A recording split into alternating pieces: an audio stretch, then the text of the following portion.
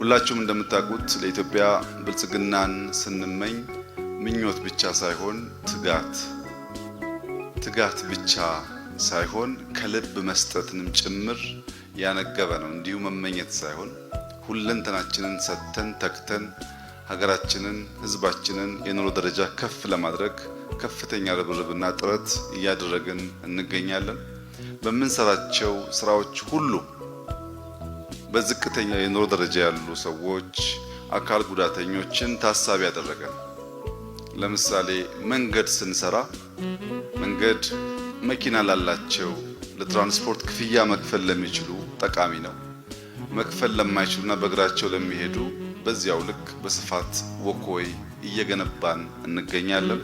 ለከፍተኛዎቹ ብቻ ሳይሆን ዝቅተኛዎቹንም ማገልገል እና ማቀፍ ተገቢ ነው በሚል እሳቤ በተጨማሪም በሺህ የሚቆጠሩ መዋዕለ ህጻናት አንደኛ ደረጃ ትምህርት ቤቶች በሀገር ደረጃ እየገነባን ዋና ዓላማው መሰረት መጣል ያስፈልጋል የሚል እምነት ስላለ ትምህርት ቤት ስንገነባ የሀብታም ልጆች ሄደው መማር ችለው የድሃ ልጆች ቁርስና ምሳ ማግኘት ስላልቻሉ ከመማር እንዳይቀሩ የትምህርት ቤት ምገባ መጀመሩና በሚሊዮን የሚቆጠሩ ተማሪዎች ቁርስና ምሳ በነፃ እያገኙ ትምህርትም እንዲማሩ አስችለናል።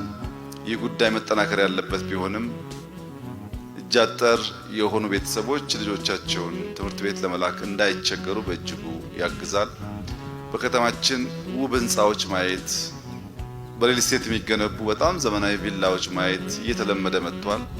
ለነሱ ስኬት በጣም ደስተኞች ነን። ነገር ግን ኢትዮጵያ ለሀብታሞች ብቻ ምቹ የሆነች ሀገር እንዳትሆን በመቶ ሺህ ለሚቆጠሩ ድሃዎች ቤት እናድሳለን፣ ቤት እንገነባለን።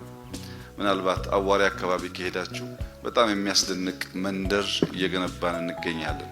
ይህ ያልተለመደው አፕሮች በዝቅተኛ ገቢ ያሉ ሰዎችን የሚያቅፍ የብልጽግና ጉዞ እንዲሆን ለማስቻል